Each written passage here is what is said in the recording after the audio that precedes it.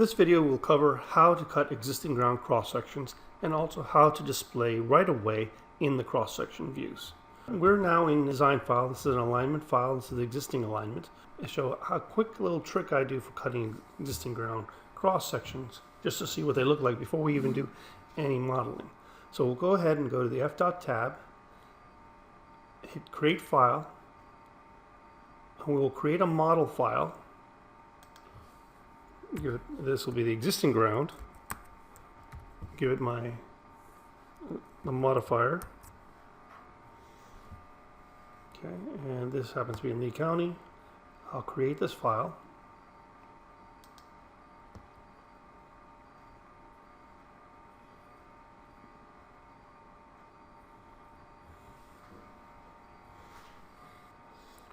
Once I get into the file, close. So I'm now in my model file. First thing I need to do is reference in my existing alignment and the terrain. So we'll go to model references. We will attach the alignment, the existing alignment.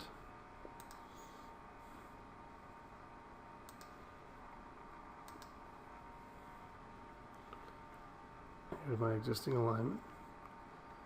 And I will also attach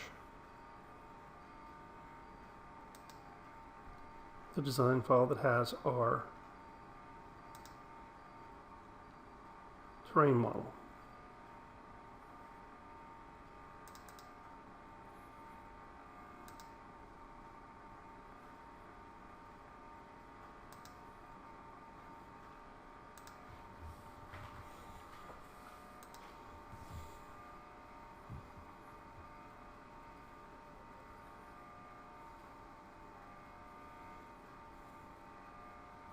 To make it easier to see,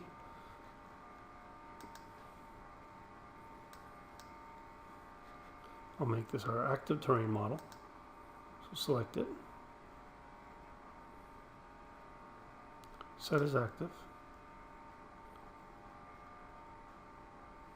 Also override the symbology.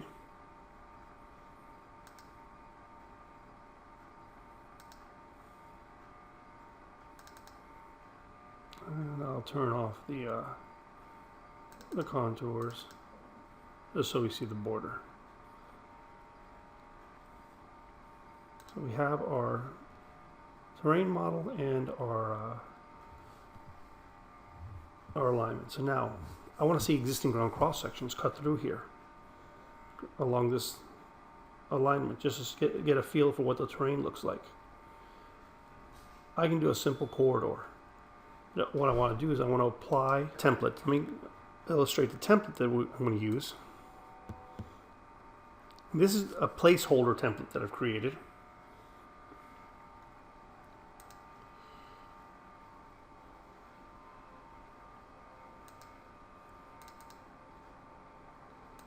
I call this placeholder because all it is two vertical lines, and they're small vertical lines. You'll see from 0 to 1, they're just 1 foot tall, and they're way out at 200 feet to either side of my center line. It just gives me a template to take so I can cut cross sections and look at the terrain model. So we will go ahead and create a new corridor. Select the alignment and say create corridor.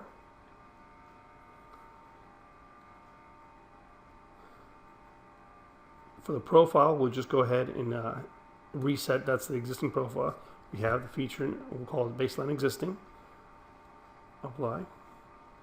And we'll use the one I told you, a placeholder. We'll go ahead and we'll do it for the entire range. You can do it inside the tin file here. So I'll start here at the beginning of the tin file, and then we'll go to the very end every 25. And that's done. So we'll go ahead and right click here and do view control and do 3D views. Our cross section. We'll do our cross sections and 3D model and plan.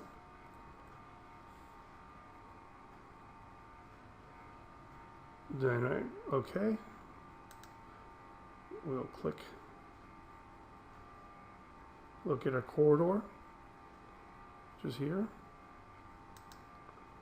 And here's the view.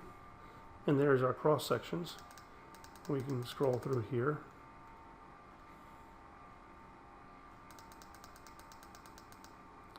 That's our cross sections. And I can go ahead and rotate this view.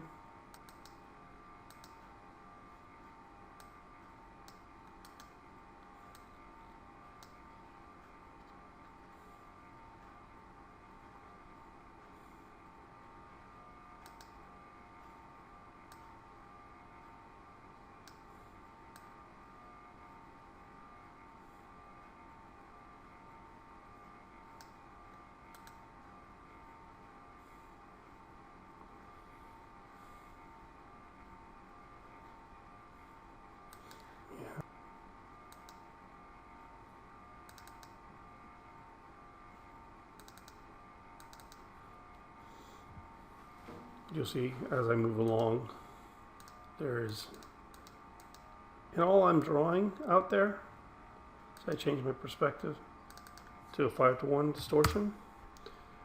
Just drawing these little, my corridor is just drawing these two lines out 200 feet to either side. So it's just that I can see what the existing ground looks like at a section. Now, say I want to see where the existing right-of-way is. Come back to my plan. I will reference the right-of-way file. Attach.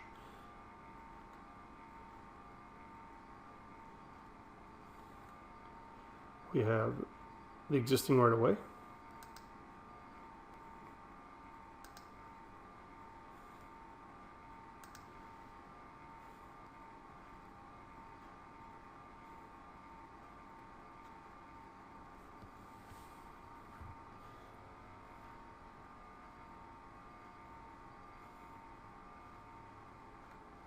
You see I have the blue lines, which are my right-of-way lines. These are drawn in the proper symbology, right-of-way. However, they're not showing up in my plan. That's because we have to apply a profile for these to work. So, save our settings here. Okay, so let's open up our right-of-way file.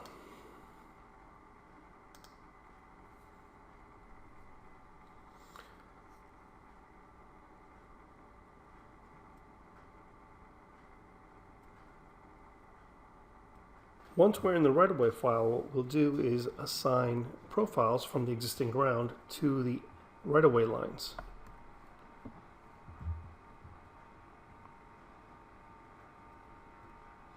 So here we have our right-of-way lines in blue, and they already have the existing ground terrain model referenced. Make sure that that's active, obviously. We can click on this. Make sure it's already set as active. I'm going to go ahead and rotate the view.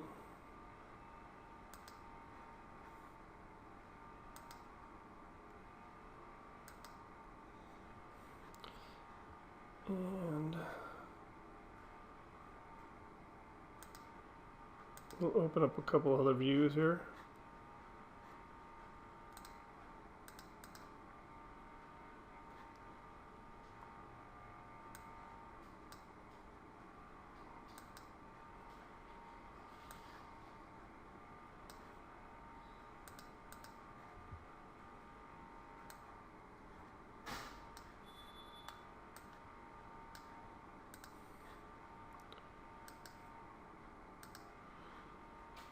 Arrange our views.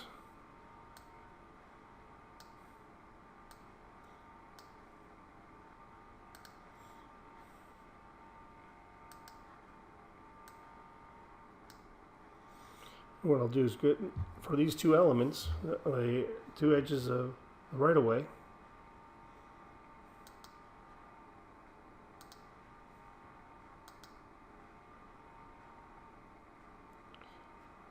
I'll do profiles for each one.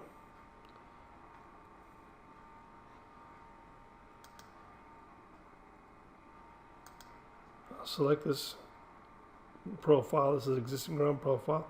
I'll set it as active profile for that element. And then I'll come over, select the other one.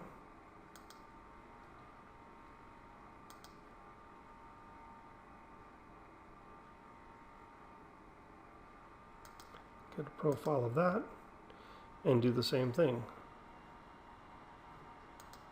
Select this element, set it as the active profile for that plan element. I'll save my view, so if I jump back again, I'm back in this familiar view. And now we'll jump back into our model file.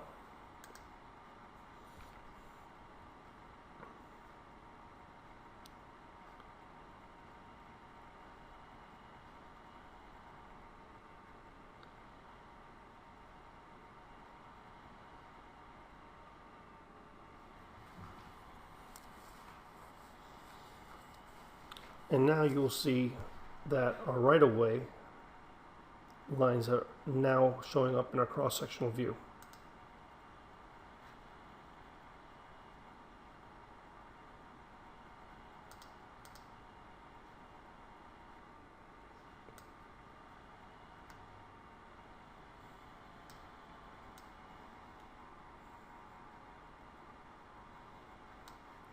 See, and that we had already referenced our right-of-way lines to this file, and since it finds it, it recognizes that they're the right-of-way lines, and it recognizes that they have profiles associated with them. Those profiles are to come off the existing ground.